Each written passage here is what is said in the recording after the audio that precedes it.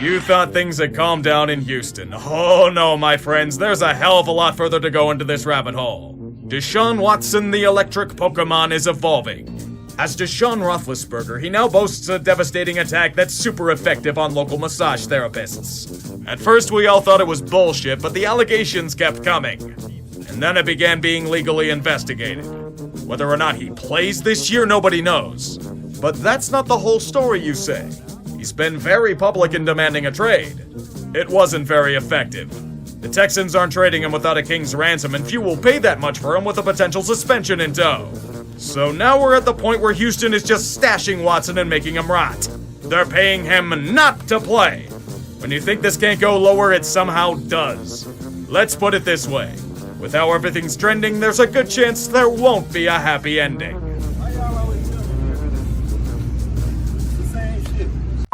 The AFC seems to be top-heavy again, but there's a ton of competition in the middle, and that's where the intrigue will come into play.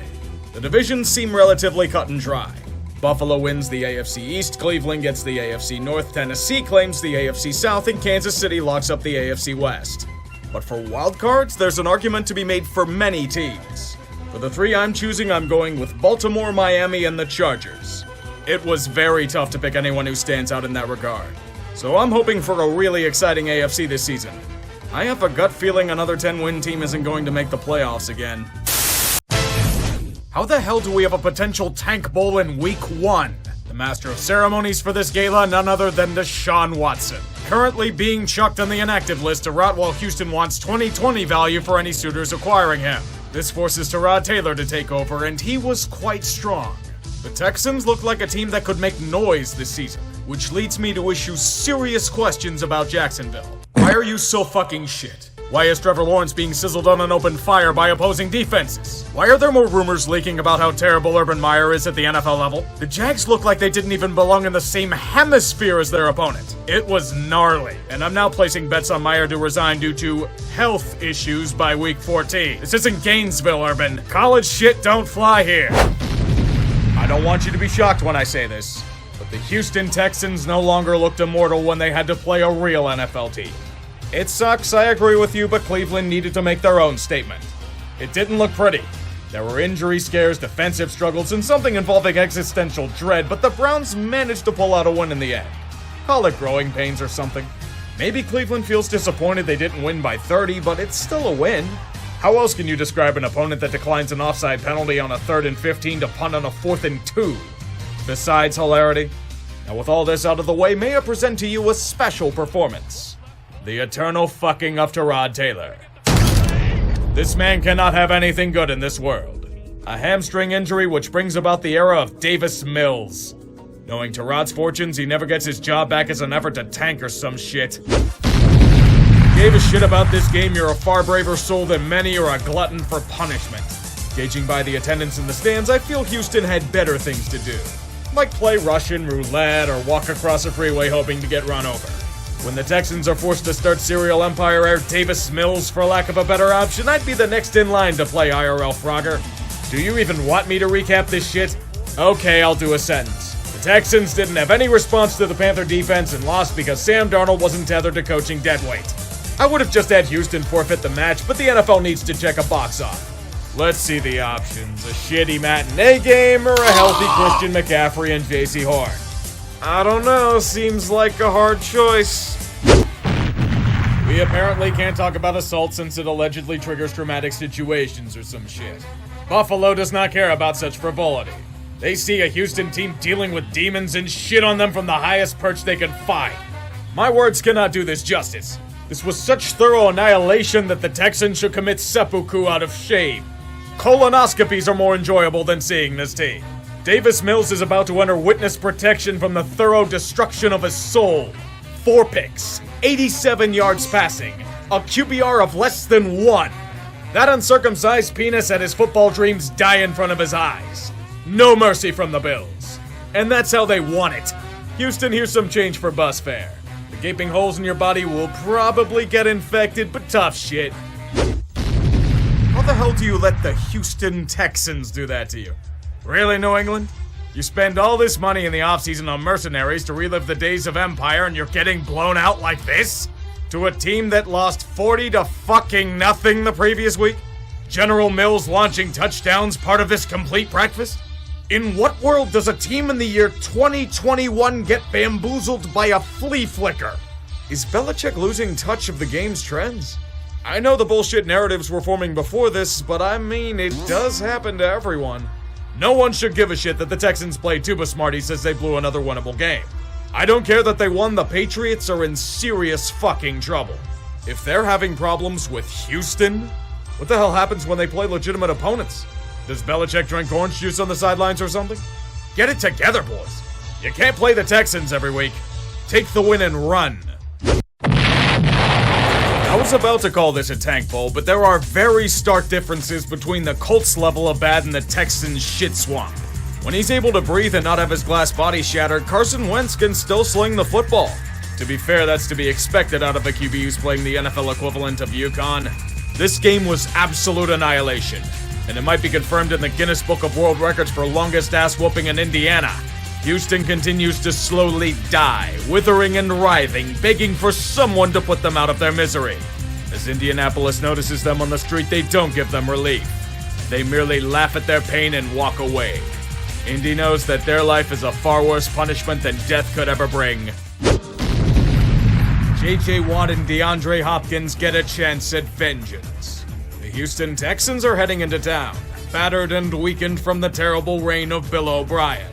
The only thing that would make this more bittersweet for those two is if the butt chin was dragged to this spot and shot for his transgressions. They probably will accept the utter devastation of an already devastated franchise, though. Arizona's so relentless they might even add another butt chin to go along with the bombed-out shell of a team in their wake. Cardinal raids continue throughout the night, and their undefeated quest continues on without breaking a sweat. The only souvenir of such slaughter is a scorigami token placed on a pile of skulls. It's one of the very few benefits of playing this game. In Halloween, Mike Myers is a psychopathic killer that hunts down his prey and kills them in brutal ways. I mention this for no reason, just in the hopes that the Houston Texans can become another one of his victims. Many fans got into the spirit by dressing up as empty seats. And the Texans themselves dressed up as a football team, since there's no way they can be considered as a professional outfit. The Rams didn't have to pretend to be anything, they just kicked massive ass all day long. It was over by halftime. Brendan Cooks, if he's lucky, will be freed like Mark Ingram was before the trade deadline. Pack them in a casket and burn the remains. Houston is done. Even worse, anyone who bothered gambling on the over for the Rams lost out in the end due to a bunch of garbage time touchdowns by Houston. Majority of people who watched this game lost. Sportsbooks, you may collect your earnings. The question all season for the Texans was in regards to Deshaun Watson. Nearly everyone inside and outside of the Texans organization wants him out, for the sake of a new chapter for both player and team. But Houston is idiotic. They still want premium value for him despite his legal troubles and uncertain player status. Rumors swirled about the Dolphins in particular. Deshaun, in a rare showing of consent, authorized a potential move there. So what's the verdict for his short-term future? Drum roll, please. Deshaun Watson will be spending the remainder of the season with the Houston Texans. Who knew that nobody wants to trade a haul for a guy that has a potential suspension and/or jail time hanging over them? I was worried Miami was going to make a crucial mistake, but they chose to hold off and accept losing a potential top draft pick to Philly. Stephen Ross apparently made the final call there, but here's why the Texans are inept. There were grumblings that a settlement was going to be in place for Deshaun. And in response, Houston chose to demand more for him in return. For a guy with all that baggage? The Texans continue to be the Texans. They may not have won anything but false pride in holding on to Watson, but they have surely won lolcow of the week. Better luck trying to trade him in the offseason, boys. If there's even a solution by then.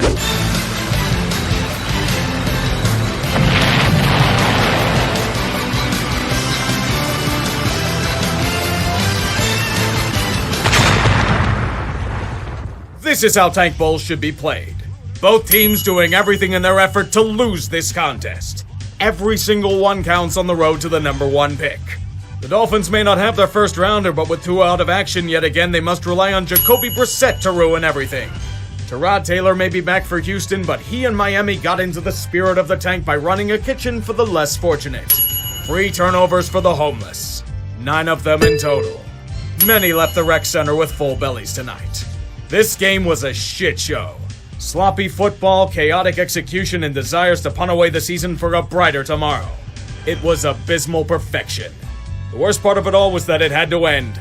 The Dolphins saved themselves from more humiliation and allow Houston to win the almighty Tank Bowl.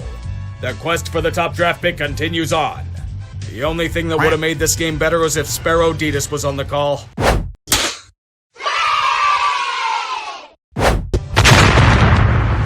Allow me to defend the Tennessee Titans with this brief disclaimer. The Titans are heavily injured on both sides of the ball. They're about to break the record for most players used in an NFL season, and it's only halfway through the year. Weather and field conditions were atrocious throughout the majority of the game. Tennessee has been playing excellent football against all odds this season while dancing through the raindrops. With these considerations in mind, all I can say is this. You lost to the Texans. What the hell even was that? This wasn't just misery, this was a form of torture erotica. Ryan Tannehill was so awful that Adam Gase is whipping out his Sam Darnold fleshlight. Tyrod Taylor turned into Lamar Jackson for a game and led Houston to a shred of a positive outcome. Everything's coming up Easterby, now tithe 10% of your earnings to make sure he can fill his pockets. I know any given Sunday and all of that, but this is laughable. This is the number 1 seed in the AFC? How pathetic is this conference?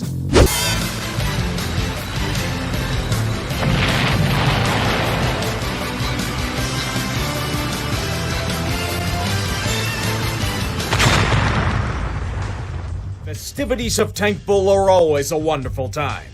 So many traditions. The New York Jets. Zach Wilson returning from the dead to die again. Tyrod Taylor. Sparrow Ditas on the call.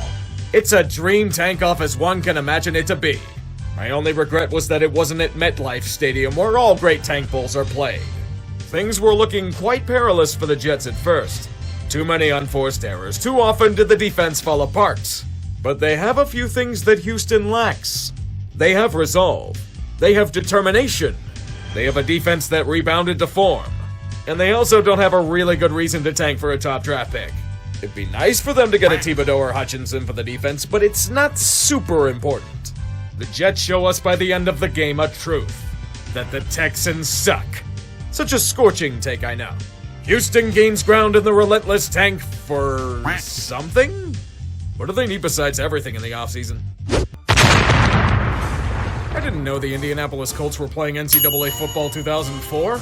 They were able to face off against Division I AA South for a dominating win. Like most games they played, the Colts obliterate the weak opponents in their way and make an example of a trash heap of a franchise. Houston at this point is a placeholder for target practice. Numerous players being benched recently for disciplinary issues to go with Tyrod Taylor being benched for the human phallus that is Davis Mills will do nothing. Indy, with a grace rivaling contenders, was quietly efficient and did what they needed to do. They head into their bye week with a good bit of momentum. I'd gladly take the shutout victory if I was them, even if it is against literal garbage.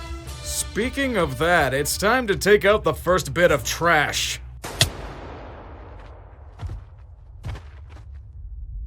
Houston Texans eliminated.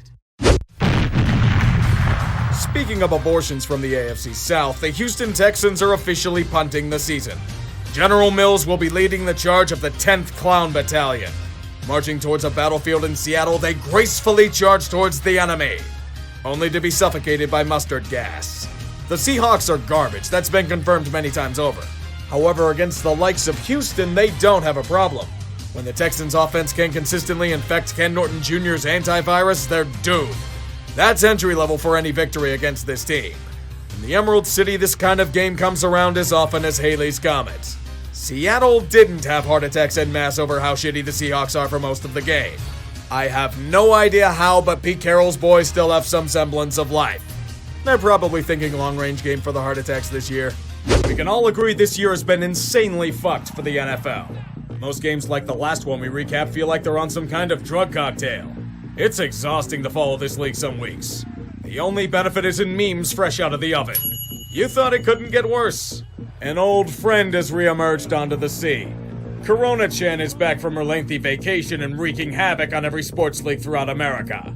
The NFL has felt her wrath hard. You may have noticed all the coughing last week. It was for good reason. Over 150 cases in the league over a 5-day span. It's not Pokemon to catch. Coronavirus is running a train throughout multiple organizations. Cleveland and the Rams have over 25 players in COVID protocol. Washington has over 20. Other teams like the Bears, Texans, and Lions are getting wrecked as well. 8 teams are in enhanced COVID protocols. This is the worst case scenario we were fearing last season, and we're seeing it happen in front of our eyes. The NFLPA pleaded with the league for games to be postponed, but of course they waited until the last moment. In a shocker, the Shield cared more about game integrity than cold hard cash. The Saturday Browns and Raiders tilt has been pushed to Monday. Seahawks versus Rams and Reskins versus Eagles have been rescheduled for Tuesday. We have it again in doubleheader form, boys! Tuesday Night Football! Any chance we can get a Wednesday night game? For all the glorious memes?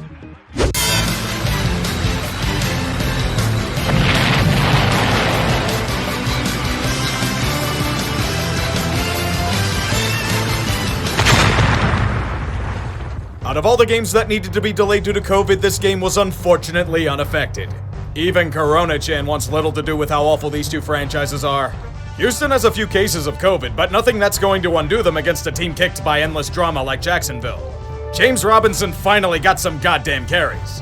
But the real highlight here is a fan completely unimpeded in the end zone as he ran for a touchdown. The Jags will be signing him to the practice squad with his impressive evasion skills. The game we saw today, you'd have thought that the top quarterback prospect was Davis Mills. The general properly dissected the remnants of the Urban Battalion to celebrate a seamless victory. As the troops march home to Houston, the Tank Bowl standings have a massive shakeup. With Glorious losing, Jacksonville stakes claim to the #1 pick in the draft. In response, Urban will somehow kick it out of their hands because he's still deflecting blame like a Pro Bowl cornerback. There were talks earlier in the week about postponing this match for a few days because of COVID outbreaks on both sides. If it were up to the Chargers, perhaps they should have pushed harder to wait for Tuesday Night Football.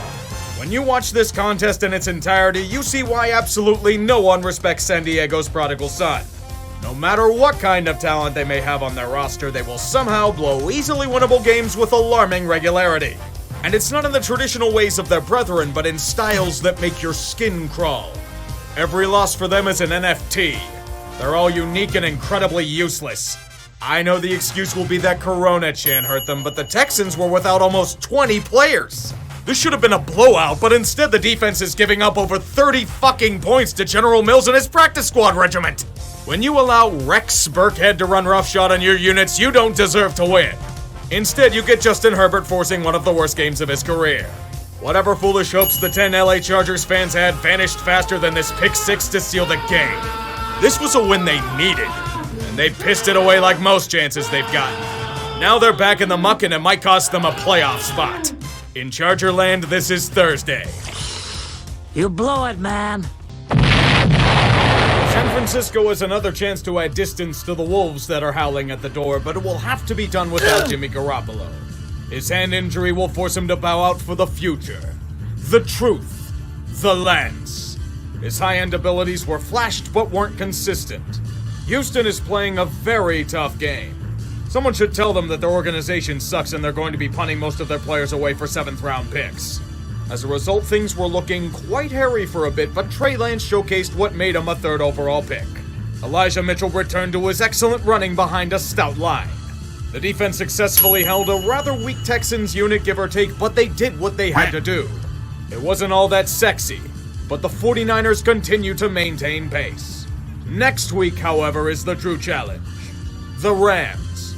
Domination against them must continue. San Francisco must win, or else a horrible fate might befall them. If the Titans win here against this allegedly easy opponent, they will have successfully clinched the #1 seed in the AFC. It's really hard to think considering how injured to hell and back they've been this year. The rewards for winning will be great. A bye week and much needed rest for the potential return of King Henry. This is as must-win as it gets at this point. Even for all of Houston's troubles in this lost season, they are still going to fight with everything they've got. Once again, like Detroit and the Jets, it's about pride. There are rumors that the poor patsy named David Culley will be a one and done, and the Texans will want to win one if this is his last game. The Titans get out to a quick lead early, but be careful. Houston, the object in your rearview mirror is closer than they appear. General Mills is leading drives against their defense as part of this complete breakfast. No matter what Tennessee and Ryan Tannehill do, they cannot escape the pursuit of their former homeland in Houston. As Davis Mills looks like a bona fide starter in this league, anuses throughout Nashville will be clenched as they're only up by 3 with 4 minutes left. However, in a shocking turn of events, the Titans offense clamps on for dear life to end the game. A perilous fate has been averted. The Tennessee Titans have claimed the #1 seed. Really? The Titans claimed it? Man, the AFC is really fucked this year. This has been a season. So many twists and turns that it's hard to conceive with the naked eye. If you were looking at this year seriously, it was absolutely exhausting. But do you know the true bounty to cherish? The memes. It was fucking gold for this economy. Thanks to incredible collapses, fantastic comebacks, Urban Meyer's coaching tenure, and whatever the fuck Antonio Brown did in the Jets game. This team punted their season away like the poor leg of the bastard assigned to it. Cameron Johnston should seek restitution, for he was abused thanks to a Texan squad that was overmatched in all aspects. All they could do was try to clean up after the blustering butt-chin's terrible reign. When people are more interested in the saga of Deshaun Watson instead of the product on the field, I'd say things are pretty fucked, no? By the way, there was no happy ending on that front. Watson's still here and no word on if a settlement will be reached soon. What else do we discuss? The fact that nearly every veteran was cut? Davis Mills showing flashes but wondering if he'll be ruined in Houston? That the poor patsy known as David Culley was Jim Tomsulett after the season? No, I know what we talk about. The coaching search. Houston wanted to hire Josh McCown as their head coach so fucking bad. They were telegraphing that shit so blatantly that God himself was facepalming at Jack Easterby's manipulation. Only issue was that Houston couldn't make it look good to the fans. If they went through with it, the city would have burned down not only Energy Stadium, but the Astrodome as well. So they settle for a compromise and promote Lovie Smith to hopefully bring stability with his fantastic, whimsical beard. If you were gonna do this, why not just keep Culley? You would have saved a few bucks doing that instead.